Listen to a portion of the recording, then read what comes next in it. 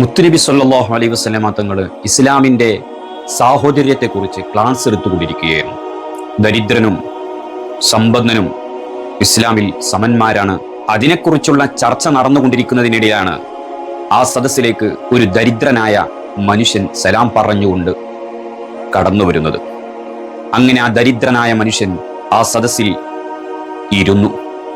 തൊട്ടടുത്ത് വലിയ സമ്പന്നനായ ഒരാളുണ്ടായിരുന്നു. അയാളുടെ ചാരത്താണ് ഈ ദരിദ്രനായ മനുഷ്യൻ ഇരുന്നത്. പക്ഷേ ഈ ദരിദ്രന്റെ സാമീപ്യം ആ സമ്പന്നനായ കച്ചവടക്കാരനിൽ അസ്വസ്ഥതയുണ്ടാക്കി. അയാളുടെ മുഖത്ത് നീരസം പ്രകടമായിരുന്നു.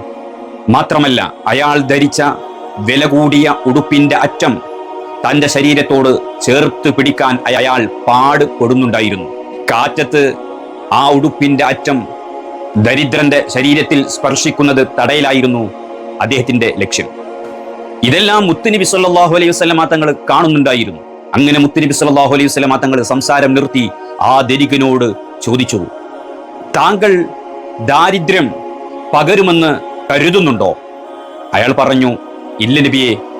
പിന്നെ താങ്കളിൽ നിന്ന് സമ്പാദ്യം പറന്ന് ദരിദ്രനിലേക്ക് പോകുന്നുണ്ടെന്ന് നിങ്ങൾ വിചാരിക്കുന്നുണ്ടോ? ഇല്ല ഇല്ല നബിയെ, ഞാൻ അങ്ങനെ കരുതുന്നില്ല.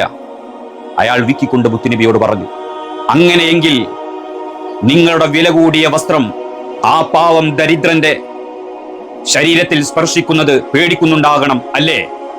അപ്പോൾ അയാൾ ബേജാറോടെ പറഞ്ഞു, അല്ല നബിയെ, ഞാൻ അങ്ങനെ ഉദ്ദേശിച്ചിട്ടൊന്നുമില്ല.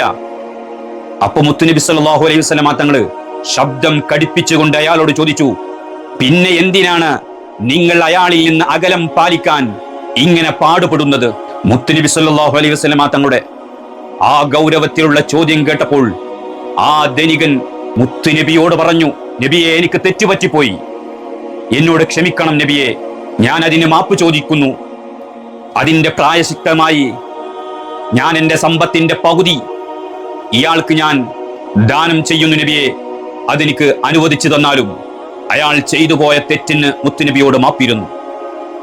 ഇതാണ് മുത്തുനബി സല്ലല്ലാഹു അലൈഹി വസല്ലമ തങ്ങൾ ദരിദ്രനെയും സമ്പന്നനെയും കറുത്തവനെയും വെളുത്തവനെയും എല്ലാവരെയും ഒരുപോലെ കാണാനും സഹവസിക്കാനും ആർക്കും ഒരു തലത്തിലും മേൽക്കോയ്മ കൊടുക്കാതെ എല്ലാവരും സമന്മാരാണെന്ന് പഠിപ്പിച്ച മുത്തുനബി സല്ലല്ലാഹു അലൈഹി വസല്ലം തങ്ങളാവട്ടെ നമ്മുടെ ഹീറോ. അവിടുത്തെ കുറിച്ച് പഠിച്ചു കഴിഞ്ഞാൽ, അറിഞ്ഞു കഴിഞ്ഞാൽ, മനസ്സിലാക്കി കഴിഞ്ഞാൽ ജീവിതത്തിൽ ഒരിക്കൽ പോലും മുത്തുനബിയെ തള്ളിപ്പറയാനോ അവിടുത്തെ വേണ്ടാന്ന് വെക്കാനോ ഒരാൾക്കും കഴിയില്ല.